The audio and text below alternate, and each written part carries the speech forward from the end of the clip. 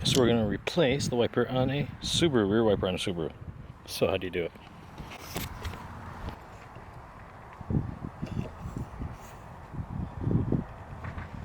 Pull straight up.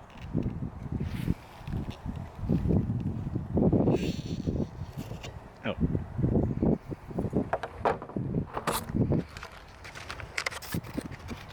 That's what I'm using here. Trico 12B. So you gotta make sure those two tabs go right in there.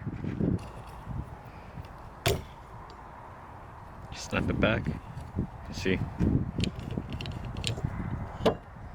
That's it. And then